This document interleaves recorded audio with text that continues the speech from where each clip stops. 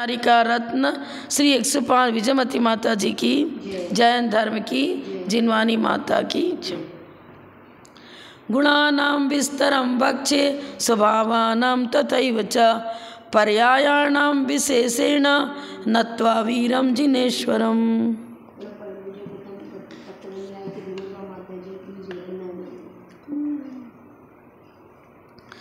Page number 170, सूत्र number 155। अन्वय द्रव्यार्थिके नैकस्याप्यनेक द्रव्य स्वभावत्वम्। अन्य द्रव्यार्थिके नैकस्याप्यनेक द्रव्य स्वभावत्वम्। अन्वय द्रव्यार्थिक ने पहले आया था, 10 प्रकार के द्रव्यार्थिक ने बताया था ना। तो उसमें अन्वय किसके साथ रहता है? गुण और गुणी का अन्वय अनवयी संबंध है, अविनाभाव संबंध। तो अन्वय द्रव्यार्थिक नहीं, इसकी अपेक्षा से क्या होगा? प्रत्येक द्रव्य अनेक धर्मात्मक है ना, प्रमाण का विषयभूत सामान्य विशेषात्मक वस्तु, उसी को अन्वय द्रव्यार्थिक ने अपना विषय बनाता है। एक द्रव्य, द्रव्यार्थिक ने अन्वय बता रहे, एक द्रव्य के भी अनेक स्वभाव पाए जाते हैं। मतलब वस्तु एक धर्मात्मक नहीं है, प्रत्येक वस्तु अनेक धर्मात्मक है और अन्वय रूप में उस द्रव्य के साथ वो जुड़ा हुआ है, अनादिकालीन से जुड़ा हुआ है। जैसे द्रव्य त्रैकालिक है, उसी प्रकार द्रव्य के अंदर रहने वाले अनेक गुण धर्म भी त्रैकालिक हैं। गुण और गुणी का कभी अभाव होता ही नहीं है। प्रत्येक द्रव्य अनेक धर्मात्मक है। इसकी चर्चा हम अन्वय द्रव्यार्थिक न्याय से करते हैं। अन्वय द्रव्यार्थिक न्याय की अपेक्षा से एक द्रव्य के भी अनेक स्वभाव पाए जाते हैं।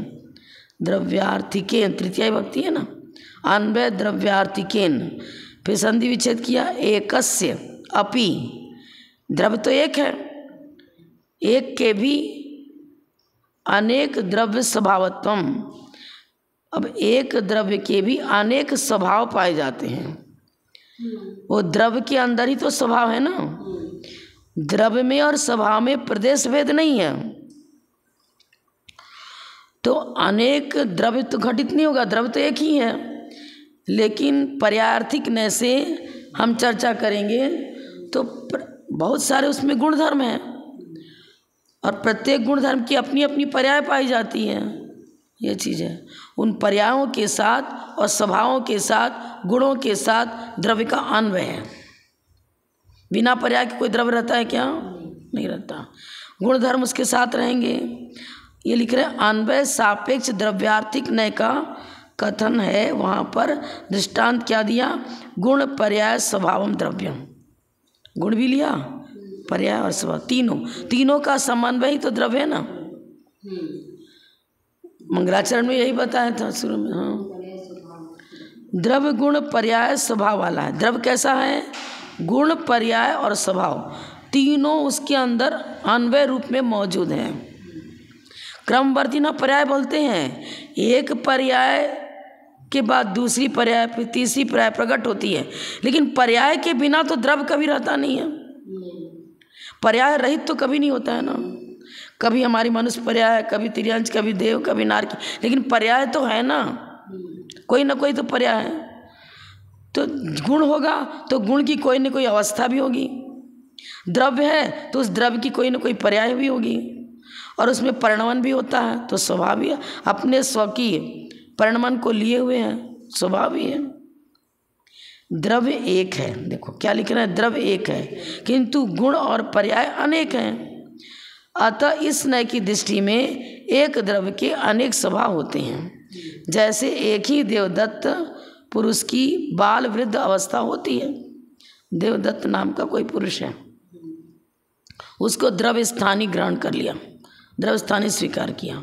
उसमें बाल्यावस्था, वृद्धावस्था, युवावस्था भी है ना। तो अवस्थाएं मतलब पर्याय। अथवा उन अवस्थाओं में एक ही देवदत्त रहता है, काल क्रम से अनेक पर्याय उस द्रव्य में हो रही, लेकिन कहते वही द्रव्य वही द्रव्य वही द्रव्य। सोने से एक सोने का बड़ा पीस था, उससे हमने बहुत सारे आइटम तैयार कर लिए हैं, कलश, चूड़ी, कुंडल, कुछ भी तैयार किया। सब तो सुवर्ण में है। सुवर्ण पहने का सर्वथा अभाव तो किसी में नहीं है। जितनी पर्याय बन रही हैं उसमें सुवर्ण पन्ने का सर्वथा अभाव नहीं है ना। अगर सुवर्ण पन्ने का अभाव कर देंगे तो फिर उसको हम सुवर्ण में कहेंगे कैसे? ये सोने का है, ये अंगूठी सोने की है, ये हार सोने का है, कैसे कहेंगे? द्रव्य के बिना गुण नहीं, द्रव्य गुण के बिना पर्याय नहीं। और द्रव्य गुण पर्याय है तो कोई ना कोई इसमें अपना स्वकीय परिणमन भी होगा, तो स्वभाव ही मानना पड़ेगा। आगे 156 नंबर सूत्र। सद्भूत व्यवहारेण गुण गुण्यादिभिर भेद स्वभाव। सद्भूत व्यवहारेण गुण गुण्यादि हाँ, गुण्यादि तृतीय भक्ति बहुवचन। गुण गुणी आदिभिर देव, आप भी लगाते ना तृतीय भक्ति बहुवचन में। जैसे कि गुणी शब्द इकारांत है तो इकारांत का तृतीय बहुवचन में भी लगेगा, विस प्रत्यय लगता है ना। गुण और गुणी आदि के द्वारा गुण कह रहे, एक को गुणी कह रहे हैं। तो किसी को आपने गुण कहा, किसी को गुणी कहा, तो लक्षण भेद है। तो यही तो बता रहा, लक्षण भेद होने के कारण भेद स्वभाव। गुण की परिभाषा तत्वासूत्र में क्या बताई? द्रव्य से या निर्गुणा गुणा। और गुणी की परिभाषा क्या बताई? गुण पर्यवत द्रव्यम। द्रव्य तो गुणी हुआ ना। तो लक्षण भेद, लक्षण संज्ञा, उनकी अपनी अपनी अर्थ क्रिया, अपनी अपनी पर्याय अलग बन रही है। ज्ञान गुण की पर्याय मत ज्ञान, शुद्ध ज्ञान, अवधि ज्ञान आदि बनेगा। दर्शन लेंगे तो चाचु दर्शन, अचाचु दर्शन, अवधि दर्शन, तो उन पर्यायों की अपेक्षा से भेद बन रहा है ना। और गुणों में ही पर्याय बन रही हैं। ज्ञान गुण की पर्याय, दर्शन गुण की पर्याय, चारित्र गुण की पर्याय, चारित्र गुण की पर्याय, सामायिक क्षुद्रपस्थापना पर्याय, सांप्राय था क्या पर्याय बता रहे हैं ना। तो लक्षण संज्ञा आदि की अपेक्षा से भेद स्वभाव होगा, लेकिन प्रदेश भेद नहीं है। हाँ। और सद्भूत व्यवहार ने क्या करता है? देखो, नैगम संग्रह व्यवहार, संकल्प मात्र ग्राही नैगम था। फिर संग्रह में क्या है? जैसे हमने जीव द्रव्य कहा तो संसारी मुक्त सभी जीवों का एक साथ संग्रह ग्रहण हो गया, क्योंकि जीवन तो सभी में है। भाव प्राण को चैतन्य तो सभी में है, जीव है। अब संग्रहने के द्वारा गृहीत वस्तु को क्या करेगा? भाई उस जीव तो सभी हैं, लेकिन संसारी को संसारी कहेंगे, मुक्त को मुक्त कहेंगे। 8 कर्मों से सहित है, 8 कर्मों से रहित हो गए। भेद विवक्ष व्यवहार ने क्या करेगा? संग्रहने के द्वारा ग्रहण के विषय में अपेक्षाकृत आगम के अनुसार उसमें भेद प्रभेद करके कथन करेगा, भेद प्रभेद करके कथन करेगा। तो है तो अब सद्भूत व्यवहार ने में क्या करेंगे?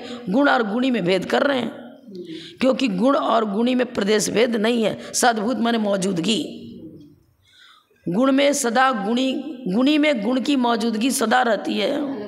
हाँ, माने एक तो हम एक ही द्रव्य के अंदर रहने वाली भेद विवक्षा है। यहाँ पर द्रव्य एक है और उसमें गुण अनेक हैं। प्रत्येक गुणों का लक्षण अलग अलग, उनका नाम अलग अलग। ज्ञान को दर्शन नहीं कहते, दर्शन को ज्ञान नहीं कहते। समय से सम्यक ज्ञान, सम्यक चारित्र, तीनों की परिभाषा अलग अलग, लक्षण अलग अलग, लेकिन तीनों ही उसी द्रव्य के साथ जुड़े हुए हैं। व्यापक भाव को लेकर जुड़े हुए हैं, कि प्रदेश भेद नहीं है। सद्भूत व्यवहार उपनय का कथन सूत्र 206 में किया है। इस नय का विषय गुण और गुणी में तथा पर्यायी में भेद ग्रहण करता है। पर्याय और पर्यायी मान लो हमने जीव द्रव्य को स्वीकार किया पर्याय के रूप में।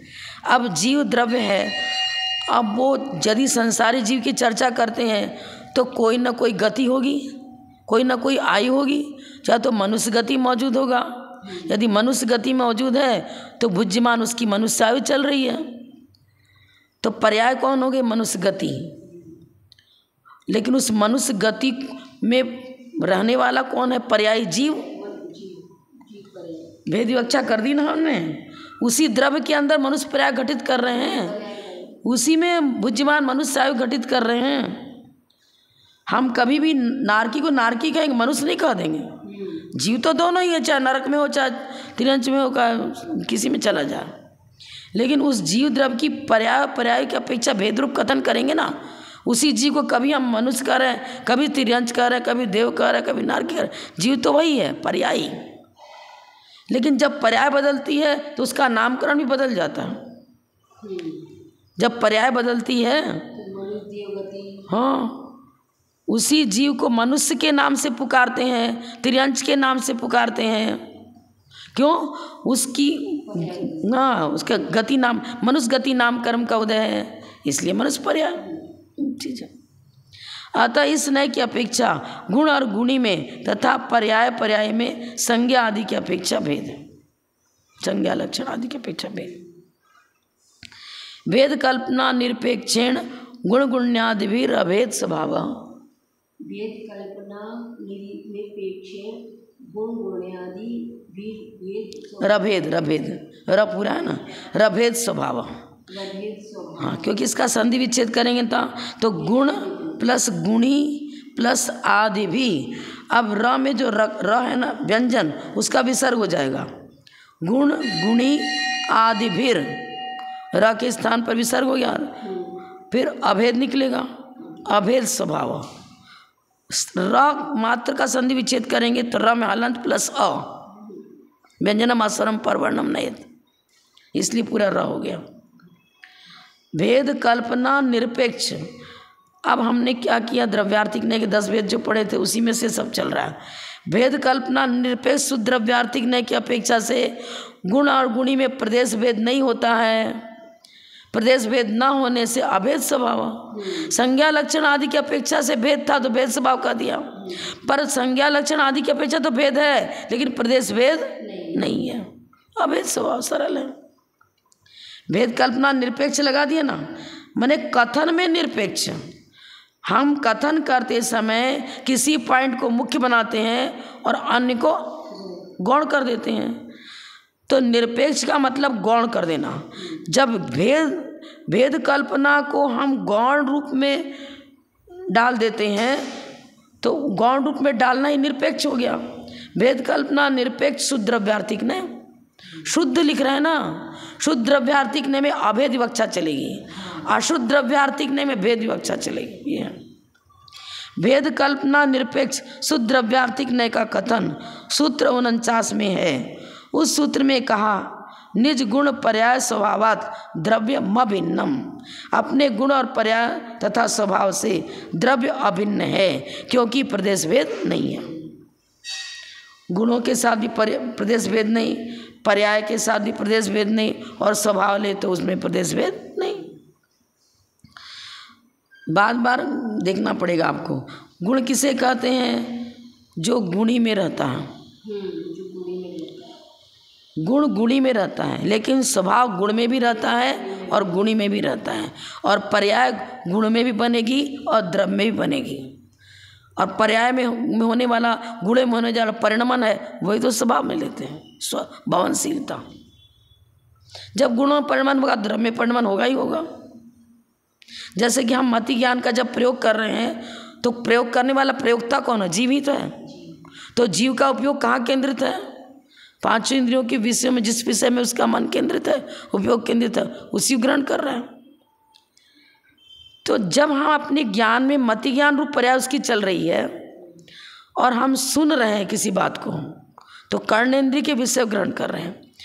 क्या कान सुनता है? क्या जीव सुन रहा है, लेकिन कर्णेंद्रिय का सहारा ले रहा है और उसका उपयोग कर्णेंद्रिय के विषय भूत पदार्थ में ही केंद्रित है, शब्द में, शब्द को सुनने में केंद्रित है। तो द्रव्य गुण पर्याय तीनों लेना पड़ेगा ना, स्वभाव भी लेना पड़ेगा। हाँ, गुण द्रव्य में पाई जाती है और गुण गुणी में पाया जाता है, गुणी में पाया, स्वभाव गुण गुणी में दोनों में पाया। और स्वभाव लेंगे तो परिणमनशीलता, परिणमनशीलता तीनों में अपने अपने रूप में हो रही है। अगर जीव की परिणमनशीलता लेंगे तो जीव का उपयोग कहाँ केंद्रित है? सुनने में। पर सुन कैसे रहा है? कर्णेंद्रिय की सहायता सुन रहा है, और कर्णेंद्रिय की सहायता सुन रहा है तो उस ज्ञान को क्या कहेंगे? मति ज्ञान। तो ज्ञान गुण की पर्याय हो गई मति ज्ञान, गुण और पर्याय दोनों की चर्चा हो गई ना। ज्ञान गुण की चर्चा हुई और ज्ञान गुण की पर्याय मति ज्ञान। अब उस ज्ञान का उपयोग करने वाला कौन है? जीव। तो जीव ही तो अपने उपयोग को जानने देखने में लगा रहा है ना। तो तीनों में तो साथ साथ परिणमन होगा। एक में परिणमन हो एक में ना हो, ऐसा बनेगा क्या? भाई रस्सी जब ज्वाइंट है पूरी यहाँ से वहाँ तक एक रस्सी है, एक तरफ हिलाए तो पूरी रस्सी हिलेगी ना। ज्ञान में परिणमन होगा तो जीव में ही परिणमन होगा, ज्ञान और जीव में परिणमन होगा तो उसकी पर्याय भी तो साथ साथ में परिणमन कर ही रही है। ये भैया चींटी तो बहुत परेशान कर रही, चींटी आ रही पुस्तक पर।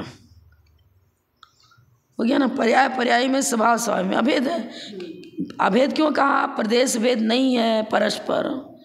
द्रव्य एक, उसके अंदर आने वाला गुण, उसके अंदर ही होने वाली पर्याय, उसमें ही होने वाला स्वभाव रूप स्वभाव, तीनों चारों का परस्पर में प्रदेश भेद नहीं है। गुण का अपने गुणों के साथ, गुण का अपनी पर्यायों के साथ, अपने स्वभावों के साथ, अपने अपने स्व की स्वचतुष्ट है, सीधा सीधी, उसमें प्रदेश भेद नहीं है, इसलिए अभेद। परम भाव ग्राहकेण भव्या भव्य पारिणामिक स्वभाव। परम भाव ग्राहकेण भव्या भाव पारिणामिक स्वभाव। परम भाव ग्राहक, ये भी पहले आ चुका है सूत्र नंबर 116 में। परम भाव ग्राहक में किसको लेते हैं? पारिणामिक भाव, जिसको तत्वार्थ सूत्र ने बताया, जीव भव्या भव्यत्वानिच। यहाँ भी वही बता रहे हैं, भव्य और अभव्य, इसको पारिणामिक स्वभाव कहते हैं। क्योंकि भव्य माने होने योग्य, अभव्य माने नहीं होने योग्य, और स्वभाव में यही तो बताते हैं किस रूप तो परिणमन करने की योग्यता है और किस रूप परिणमन करने की योग्यता नहीं है। स्वभाव, स्वकीय, अब अस्थि नास्ति दोनों आएगा स्वभाव में, मात्र अस्थि पक्ष नहीं आ रहा है। अस्थि किसे कहेंगे? स्वचतुष्टय की अपेक्षा से, और पर चतुष्टय की अपेक्षा से नास्ति, स्वचतुष्टय की अपेक्षा से भव्य और पर चतुष्टय की अपेक्षा से अभव्य। मतलब जीव कहीं पुद्गल नहीं बनेगा। जीव द्रव तो पुद्गल बन जाए और पुद्गल जीव बन जाए, बनेगा क्या? तो एक द्रव दूसरे द्रव रूप परिणमन नहीं करता है, ये परिणमन नहीं करना भी तो उसका स्वरूप हो गया नास्ति। नास्ति भी मेरा धर्म है और अस्थि भी मेरा धर्म है। किस किस रूप हो परिणमन करने की योग्यता है, उस अपेक्षा से तो अस्थि स्वभाव, भव्य स्वभाव, भवनशीलता। और किस रूप परिणमन करने की योग्यता नहीं है? एक द्रव दूसरे द्रव रूप परिणमन नहीं करता। स्वकीय हमारा जो गुण धर्म है, वो मेरा गुण धर्म आप में पहुंच जाए और आपका गुण धर्म हम में आ जाए, बनेगा क्या? तो भवनशीलता और अभवनशीलता दोनों एक साथ हमारे अंदर दोनों धर्म मौजूद हैं। भव्यत्व भी एक धर्म है, अभव्यत्व भी एक धर्म है, और दोनों धर्म एक साथ साथ सहवर्ती हैं। अस्थि नास्ति दोनों सहवर्ती है। आप जब अपेक्षाकृत कथन कहेंगे तो कहेंगे कि स्वचतुष्टय की अपेक्षा से जिस जिस रूप परिणमन करने की योग्यता है वो द्रव उस रूप परिणमन करता है, इस अपेक्षा से भव्य। पर जिस रूप परिणमन करने की योग्यता ही नहीं है, अब बालू में से तेल निकलेगा ही नहीं, बालू को पेले तो उसमें घी निकलेगा ही नहीं। तो बालू का ये स्वभाव है कि वो बालू किस रूप तो परिणमन कर सकता है, रेती, इसको आप क्या बोलते हो, रेती तो हाँ, तो वो जिस चीज़ सीमेंट के साथ मिल गया, फिर प्लास्टर कर दिया, उसको मिला के पानी वान मिला, तो जिस रूप परिणमन करने की योग्यता है उसी रूप तो परिणमन करेगा। और नहीं करने की योग्यता है तो नास्ति भी उसका धर्म हुआ और अस्थि भी धर्म हुआ। अस्थि नास्ति दोनों धर्म हैं, तभी तो सिद्धों के 8 गुण बताए, प्रतिजीवी और अनुजीवी। अनुजीवी 4 गुण और प्रतिजीवी 4 गुण। तो ये जिस रूप परिणमन करने की योग्यता नहीं है उस अपेक्षा से अभव्य। अब सिद्ध हो गए, अब क्या पुनः संसार में आएंगे क्या? क्योंकि द्रव्य कर्म नो कर्म भाव सबका सर्वथा अभाव हो गया। अब वैभाविक शक्ति तो है, लेकिन वैभाविक परिणमन करने वाला अब द्रव्य रहा नहीं, कर्म नहीं रहा साथ में। जब कर्म है ही नहीं तो वैभाविक परिणति कैसे होगी? द्रव्य कर्म के निमित्त से भाव कर्म, भाव कर्म के निमित्त से द्रव्य कर्म, द्रव्य कर्म भाव कर्म के निमित्त से जीव की पर्याय बनती है, नाना संसारी पर्याय बनती है। कैसे बनेगा? तो ये तत्वार सूत्र में वही है, भव्य जीव भव्यत्वानिच। वहाँ जीव लगा समदर्शन आदि की चर्चा, इसलिए यहाँ सामान्य है। सभी द्रव्यों में भवनशीलता और अभवनशीलता ये धर्म मात्र जीव में ही नहीं है, सभी द्रव्यों में है। क्या धर्म द्रव्य अधर्म द्रव्य बन जाएगा क्या? अधर्म द्रव्य धर्म द्रव्य बन जाएगा क्या? नहीं। पुद्गल क्या आकाश द्रव्य बन जाएगा क्या? नहीं। एक द्रव्य दूसरे द्रव्य पर मन नहीं करता। तो भव्यत्व और अभव्यत्व ये पारिणामिक भाव हैं। जैसा कि आपको जब सामान्य धर्म की चर्चा करी थी, वहाँ भव्य और अभव्य दोनों को सामान्य धर्म में लिया था ना पाया, और पारिणामिक भाव में पहले पढ़ चुके, उसमें भी लिया। पारिणामिक भाव की मुख्यता से परम स्वभाव। परम स्वभाव क्यों है भाई? अपने अपने योग्य ही तो होगा ना, उसका परम स्वभाव है, वो कभी मिटता नहीं है और कर्मजन्य नहीं है, अन्य के निमित्त से होने वाला नहीं है। भव्य और अभव्य पाप पुण्य के उदय से उसके अंदर प्रकट नहीं हुआ। पाप पुण्य के उदय से तीर्थंकर प्रकृति का बंध हुआ, तीर्थंकर बन गए। पाप कर्म का उदय किसी जीव के उसने नरक गति का बंद कर लिया, नरक में चला गया। ऐसे भव्य और अभव्य कोई कर्मजन्य पर्याय नहीं है। इसको परम पारिणामिक भाव कहा। यह स्वरूपतः उसका स्वरूप ही ऐसा है। कर्म के उदय उपशम क्षय उपशम की अपेक्षा के बिना होने वाले भाव को पारिणामिक भाव कहते हैं। जीव के साथ तो कर्म आदि की चर्चा चलेगी, पर अन्य द्रव्य का तो स्वरूप ही है वो। वहाँ तो कर्म उदय की चर्चा ही नहीं है। कर्म उदय की चर्चा तो मात्र जीव के साथ लगेगी, लेकिन अन्य द्रव्य के साथ तो लगती ही नहीं है। तो भव्य और अभव्य पना, पारिणामिक बना सभी द्रव्यों में अपने आप सिद्ध हो जाता है। परिणमनशीलता और अपरिणमनशीलता, किस रूप परिणमनशीलता है को स्वीकार करना, किस रूप में अपरिणमनशीलता है, वो दोनों की चर्चा छहों द्रव्यों के साथ बनती है। इसलिए छहों द्रव्यों में भव्यत्व और अभव्यत्व रूप पारिणामिक भाव पाए जाते हैं। पारिणामिक भाव की मुख्यता से परम स्वभाव है। यहाँ पर परम भाव ग्राहक द्रव्यार्थिक नय की अपेक्षा भव्य भाव और अभव्य भाव को पारिणामिक भाव कहा है। सूत्र 56 के विशेषार्थ में बतलाया गया है कि शुद्ध और अशुद्ध के उपचार से रहित जो नए द्रव्य के स्वभाव को ग्रहण करता है वह परम भाव ग्राहक है। शुद्ध और अशुद्ध ये दोनों सापेक्ष शब्द हैं, सापेक्ष हैं। पहले अशुद्ध था तब तो उसे शुद्ध कह रहे हो। धर्म द्रव्य के साथ न शुद्ध विशेषण लगाते हैं न अशुद्ध विशेषण लगाते हैं। क्यों? उसमें तो वैभाविक शक्ति ही नहीं, कभी वैभाविक परिणमन ही नहीं करता है। लेकिन जीव के साथ और पुद्गल के साथ उसमें दोनों प्रकार की शक्तियां हैं। स्वाभाविक शक्ति भी है और वैभाविक शक्ति। स्वभाव रूप परिणमन करने की योग्यता भी है और विभाव रूप परिणमन करनी। इसलिए उन दोनों के साथ जीव और पुद्गल के साथ तो शुद्ध अशुद्ध विशेषण लगेगा, लेकिन धर्म द्रव्य अधर्म द्रव्य ये कभी अशुद्ध होता ही नहीं है। जब अशुद्ध था ही नहीं तो शुद्ध, कपड़ा गंदा था तब तो कहते हमने साफ कर लिया, अब गंदा ही नहीं था तो साफ कर लिया, चर्चा कहाँ से आएगी? शुद्ध और अशुद्ध शुद्ध अशुद्ध के उपचार से रहित, शुद्ध और अशुद्ध उपचारित नय में आएगा। कर्मजन है ना उपचार, ये शुद्ध विशेषण भी उपचार से है, अशुद्ध विशेषण भी उपचार से है। और यह उपचार जब तक जीव संसार में है तब तक उसके साथ किसी अपेक्षा से घटित होगा। जैसे मिथ्यात्व चला गया तो मिथ्यात्व रूप गंदगी गई तो उतनी रूप में शुद्धि हो गई। फिर अप्रत्याघान कसाय भी चला गया तो उस रूप में शुद्ध और पूर्ण शुद्ध हो जाएगा, सिद्ध अवस्था प्राप्त हो गई जब। पर धर्माधर्म आदि द्रव्य तो कभी अशुद्ध थे है ही नहीं। जब अशुद्ध ही नहीं है तो शुद्ध बाद में हुए कहाँ से लगेगा? वो त्रैकालिक शुद्ध, उनका तो एक जैसे ही परिणमन है, वैभाविक परिणमन होता ही नहीं है। तो शुद्ध और अशुद्ध के उपचार से रहित जो नए द्रव्य के स्वभाव को ग्रहण करता है वह परम भाव ग्राहक द्रव्यार्थिक नय। जैसे ज्ञान स्वरूप आत्मा, ज्ञान उसका स्वरूप है, कर्मजन नहीं है। कर्मजन्य पर्यायों में ज्ञान आदि गुण नहीं आएंगे।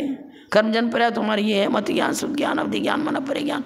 ये ज्ञान गुण बता रहे हैं, ज्ञान गुण की पर्याय नहीं बता रहे हैं। मति ज्ञान आवरण कर्म के उपशम से मति ज्ञान, उसकी चर्चा नहीं कर रहे हैं। ज्ञान स्वरूपी आत्मा है, चित चैतन्य शक्ति का जीव से कभी भी अभाव नहीं होता है। यह परम भाव ग्राहक द्रव्यार्थिक नय का विषय है। स्वरूप से परिणमन करना भव्य स्वभाव, अपने स्वरूप रूप परिणमन करना। ज्ञान गुण का स्वरूप जानना है, वो जानने रूप ही परिणमन करेगा। सम्यक दर्शन गुण का कार्य है। सम्यक दर्शन चैतन्य की पर्याय है, पर उसका लक्षण क्या बनेगा? श्रद्धा, श्रद्धालु।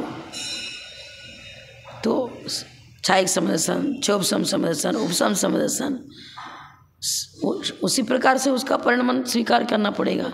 जिसका जिस रूप में परिणमन होगा उसी रूप में उसकी चर्चा होगी ना।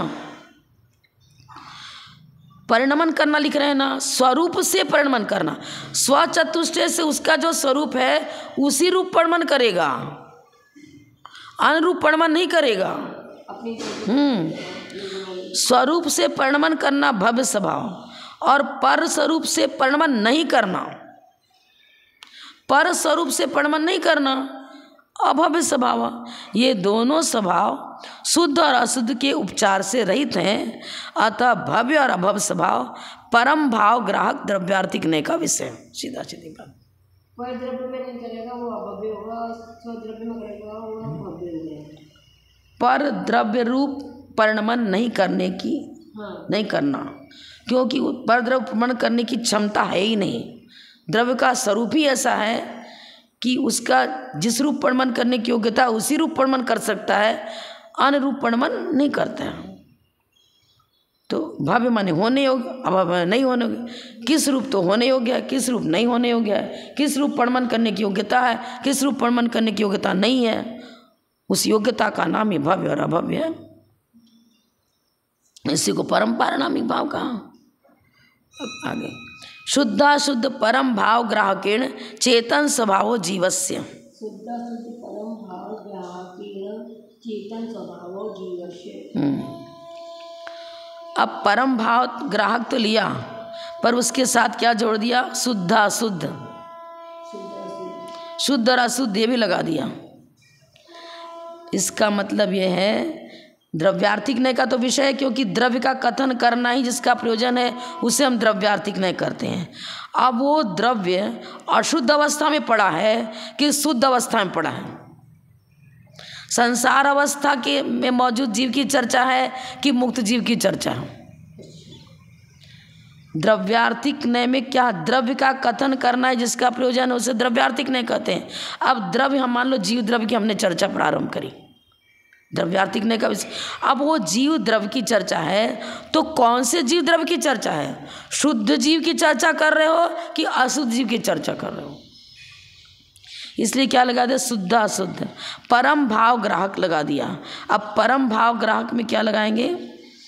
जैसे कि वहाँ शुद्ध अशुद्ध उस उपचार से रहित कथन किया था, अब शुद्ध अशुद्ध उपचार सहित उसी परम भाव ग्राहक द्रव्यार्थिक नय की चर्चा कर रहे हैं। क्योंकि द्रव्यार्थिक नय के दो भेद किए थे ना, अशुद्ध द्रव्यार्थिक नय, शुद्ध द्रव्यार्थिक नय। अशुद्ध द्रव्यार्थिक नय से द्रव्य संग्रह में बताया है जीव क्रोधी भी है, मानी भी है, मायावी भी है। जब क्रोधी, मानी, मायावी कहेंगे तो अशुद्ध हुआ कि नहीं हुआ? है तो द्रव्यार्थिक नय का विषय। जब पर अशुद्ध द्रव्यार्थिक नय हो जाएगा। देखो यहाँ विशेषार्थ में क्या बता, मुक्त जीव में शुद्ध वाला लेंगे और संसारी जीव में अशुद्ध लेंगे, ऐसा लेंगे। यहाँ विशेषार्थ में क्लियर कर देंगे। चेतन स्वभाव जीव का लक्षण है, वह पारणामिक भाव है। पारणामिक भाव है ना, जीवत्व पारणामिक भाव ही है। तो जीवत्व कहो चाहे चेतन स्वभाव कहो, एक ही बात है कि हाँ, जीवत्व तो जीवत्व को कोई पंप से भर के जीवत शक्ति थोड़ी पैदा की जाती है, स्वरूप ही है उसका। जीव का लक्षण ही है चेतना स्वभाव। किंतु छद्मस्त अवस्था में, मतलब संसार अवस्था में, छद्मस्त अवस्था में वह चेतन स्वभाव अशुद्ध रहता है, क्योंकि वैभाविक परिणमन कर रहा है। और परमात्मा अवस्था में, परमात्मा अवस्था में आवरक कर्म के क्षय हो जाने से शुद्ध हो जाता है। आवरक ज्ञानावर दसनान मोहिनी अंतराय जो उसको संसार में डुबो रहे थे, उन अनुजीवी को गुण का घात करने वाला घातिया कर्म नष्ट हो गया। अब घातिया कर्म नष्ट हो, केवल ज्ञान की प्राप्ति हो गई, लेकिन सशरीरी है, अपेक्षा से तो अभी अशुद्ध, लेकिन केवल ज्ञानी हो गया उस अपेक्षा से शुद्ध अपेक्षाकृत। परम भाव ग्राहक भगवान को भी, अनंत भगवान को भी नहीं शुद्ध में लेंगे क्या? अनंत भगवान की सापेक्ष चर्चा करो। अनुजीवी गुणों का घात हो गया, उस अपेक्षा से तो वो छायिक ज्ञान, छायिक दर्शन, छायिक सुख, छायिक वीर प्रकट हो गया। अब लेकिन अभी नाम कर्म, गोत्र कर्म आदि, आयु कर्म, ये सब मौजूद हैं, तो हाँ वेदनी कर्म मौजूद है, तो इसलिए उस अपेक्षा से तो अभी सशरीरी होने से अशुद्ध है।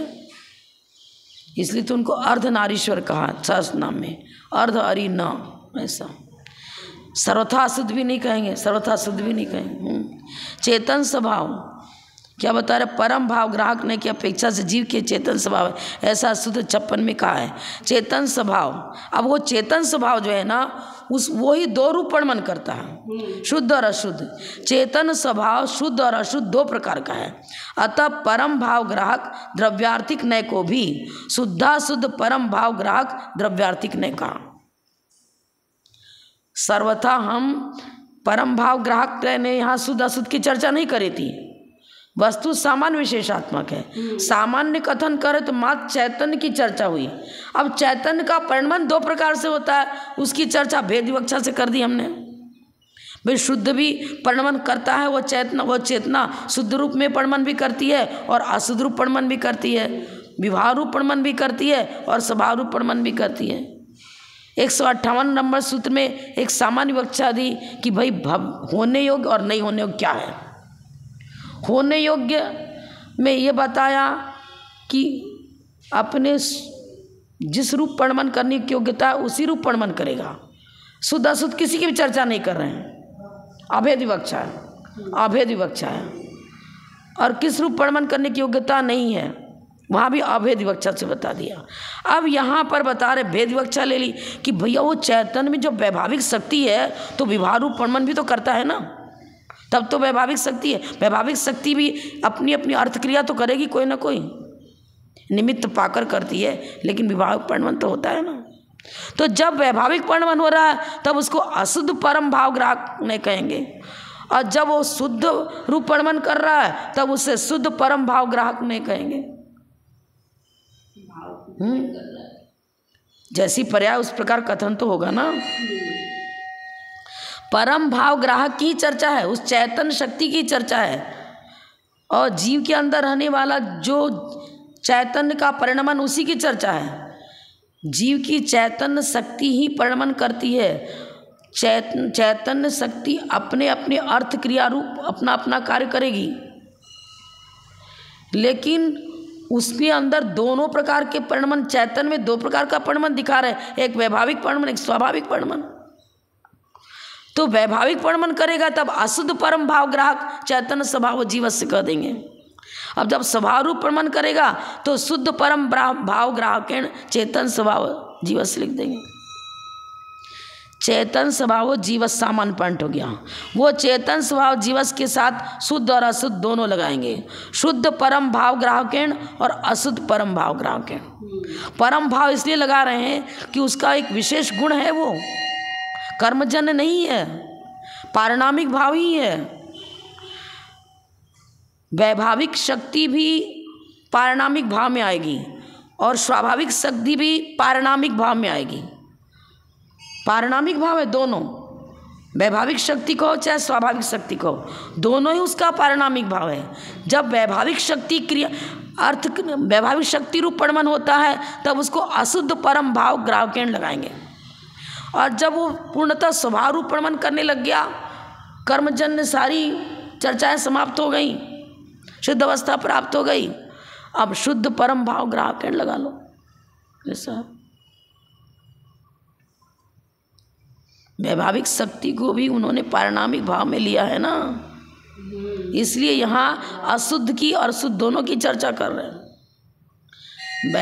पारिणामिक भाव में मात्र शुद्ध चैतन्य नहीं आएगा, मात्र शुद्ध चैतन्य है, पारिणामिक में शुद्ध चैतन्य और उसके अंदर होने वाला विभाव प्रमाण करता अशुद्ध चैतन्य, दोनों आ रहा है ना।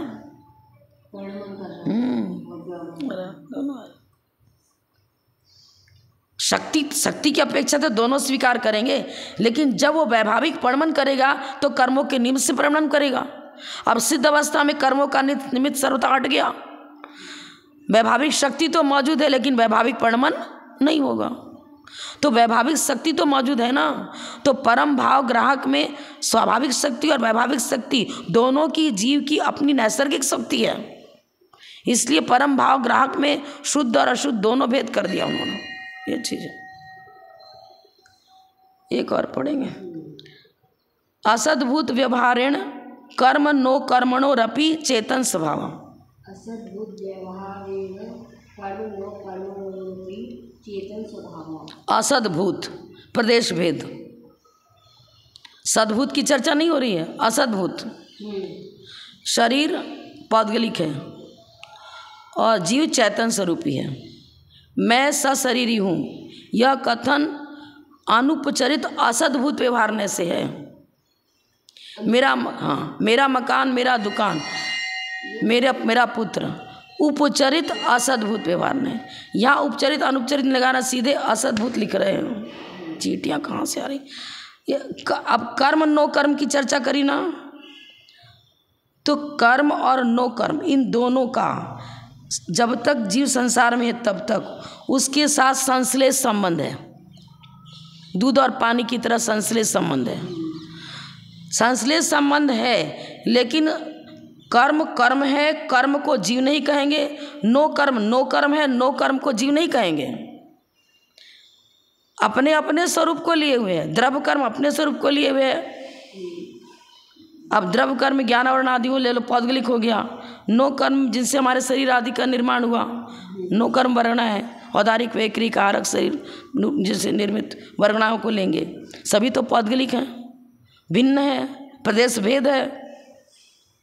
एक साथ क्या नींबू और पानी एक में मिला दिया तो मिलाने के बाद भी जल का काम करेगा, नींबू का काम कर रहा है। भले ही आप एक साथ उसका दोनों का मिश्र रूप आनंद ले रहे हो, लेकिन दोनों अपने स्वभाव को छोड़े नहीं हैं। ये हुआ दोनों मिल गए, लेकिन संश्लेष संबंध बता रहे हैं। संश्लेष संबंध है, लेकिन नींबू है, जल है, दोनों अपने अपने स्वरूप को लिए हुए हैं। तो असद्भूत व्यवहारने से यहाँ क्या बता रहे हैं, नींबू और पानी की तरह समझे संश्लेष संबंध हो गया। ऐसे कर्म और नो कर्म का भी मेरे साथ संश्लेष संबंध है। कर्म और नो कर्म संश्लेष संबंध को प्राप्त हैं, लेकिन कर्म है, जीव नहीं बन गया। लक्षण अलग अलग हैं। इसलिए असद्भूत व्यवहार से हम क्या कहेंगे, कर्म और नो कर्म भी चेतन स्वभाव हैं। असद्भूत कह दिया ना। असद्भूत न से ही तो कह रहे थे मेरा पुत्र, मेरा मकान, मेरा दुकान, प्रदेश भेद अलग अलग है ना। तो इसी तरह कर्म और नो कर्म के साथ भी मेरा प्रदेश भेद है, भले ही संश्लेष संबंध हो। कर्म और नो कर्म को संश्लेष संबंध में लेते हैं, तो वहाँ अनुपचरित असद्भूत व्यवहार ने लगाया। अब इसको चेतन स्वभाव क्यों कह रहे हैं, हमने शरीर हाथ रखा इस पर, क्या पुद्गल अनुभव कर रहा है क्या ना। मुझे अनुभूति हुई कि मेरे ऊपर किसी ने हाथ रखा है। अनुभव कौन करता, जीव। पर हाथ तो हमने शरीर पर रखा था, ये तो पौद्गलिक है। एक क्षेत्रावकाश संबंध है ना। एक क्षेत्रावकाश संबंध होने से अभी इस शरीर को हम डेड बॉडी नहीं कहेंगे, जीवंत है ये। जब इसमें से आत्म से निकल जाएंगे तब ये डेड बॉडी कहलाएगा। द्रव्य प्राण, श्वासोच्छ्वास, पांचों इंद्रियां, द्रव्येंद्रियां कुछ हैं पौद्गलिक, लेकिन वर्क कर रही, आंखें खुल रही हैं, बंद हो रहा है, कान भी अपनी अर्थक्रिया कर रहा है, सुन रहा है, इसमें चैतन्य का प्रवेश है। एक क्षेत्रावकाश चैतन्य रूप जो जीवात्मा है वो इसके साथ घुली मिली हुई है। एक क्षेत्रावकाश संबंध है। अब ये शरीर को जीवंत शरीर कहेंगे, जब ही तो कह रहे हैं कर्म नो कर्म भी चेतन स्वभाव है। कर्म नो कर्म भी चेतन स्वभाव है। भाव कर्म तो चैतन्य की ही परिणति है। चैतन्य का ही वैभाविक परिणमन है। क्रोध, मान, माया, लोभ, उसी को हम भाव कर्म कहते हैं। तो वो कर्म चेतन स्वभाव हुआ कि नहीं हुआ? अब द्रव्य कर्म को तो निमित्त नैमित्तिक भाव की अपेक्षा से भैया वो द्रव्य कर्म का भी तो एक क्षेत्राव का संबंध हो रहा है। निमित्त नैमित्तिक भाव को लेकर वो भी तो काम कर रहा है। भाव कर्म के बिना द्रव्य कर्म की चर्चा नहीं, द्रव्य कर्म के बिना भाव कर्म की चर्चा नहीं। यहाँ द्रव्य कर्म और भाव कर्म शब्द नहीं डाला है, उन्होंने सामान्य कॉमन कर्म नो कर्म शब्द डाल दिया। लेकिन कर्म और नो कर्म जब तक हम जीवित हैं तब तक क्या है, वो जीव के साथ घंटा बजा चैतन्य का कार्य कर रहा है। आंखें खुल रही है, बंद हो रही हैं, इसी एक से हम देख रहे हैं। यदि पूर्णतः डेड बॉडी होता आंखें, इसमें चैतन्य का प्रवेश ना होता तो चैतन्य के प्रवेश के बिना क्या नेत्रिन देखने का काम कर सकती थी? क्या शून्य कर देते ना इंजेक्शन से, मान लो। अब उतने दूर चैतन्य शक्ति का संकोच हो गया, वहाँ पर नहीं है, अब शून्य कर दिया। अब आंखें देखने का काम नहीं करेंगी, सुख दुख की अनुभूति नहीं होती है, कटपिट कर रहा, ऑपरेशन कर रहा है, सब नहीं होती है। जब तक इसमें चैतन्य का संचार है उस द्रव्येंद्री में, तब तक उसके माध्यम से उसका सहारा लेकर के जानना देखना सब कुछ होता है। तो संश्लेष संबंध होने की अपेक्षा से, और संश्लेष संबंध होने की अपेक्षा से तो इसको सद्भूत नहीं कर रहे, असद्भूत तो कर रहे हैं ना। हाँ, उपचार से है सब कुछ। उपचार में ही तो दो भेद किया था, सद्भूत उपचार और असद्भूत उपचार से। उपनय कहा था ना, असद्भूत व्यवहार ने उपनय की अपेक्षा कर्म नो कर्म के भी चेतन स्वभाव है। उपनय असद्भुत व्यवहार ने का कथन सूत्र 207 में है।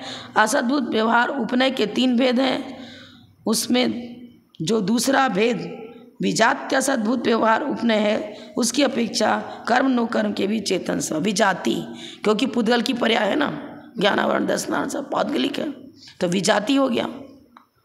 और विजाति लेकिन संश्लेष संबंध होने के कारण से उनका सहारा लेकर के, उनका मतलब क्या कहेंगे, आलम्बन लेकर के हम चैतन अपना कार्य करता है। देखने का काम आँख का सहारा लेकर कर रहे हैं, सुनने का काम कान का सहारा लेकर कर रहे हैं। है विजाति क्योंकि वो पौद्गलिक है, और असद्भुत भी लगाया क्योंकि द्रव्य दोनों अलग अलग हैं। द्रव्येंद्रियाँ पौद्गलिक हैं, जीव चैतन्य स्वरूप है। विजाति भी लगा रहे हैं और असद्भुत भी लगा रहे हैं। प्रदेश भेद है, जीव का प्रदेश अलग, पुद्गल का स्कंद रूप जो पर्याय उसके प्रदेश अलग, दोनों में प्रदेश भेद है। अपने अपने प्रदेश की अपेक्षा सचतुष्ट है। मेरा प्रदेश मेरे साथ, पुद्गल का जो जितने भी परमाणु के मिलने से वो स्कंद बना है उसका उसमें उस रूप में कथन होगा। लेकिन संश्लेष संबंध होने के कारण से निमित्त नैमित्तिक भाव की चर्चा प्रारंभ हो गई। द्रव्येंद्रिय का सहारा लेकर के जीव जानना देखना करता है। तो विजाति असद्भुत व्यवहार ने को यहाँ पर घटित किया और ये बताया कि कर्म नो कर्म भी चेतन स्वभाव है। कर्म नो कर्म भी चेतन स्वभाव है। आगे 6:30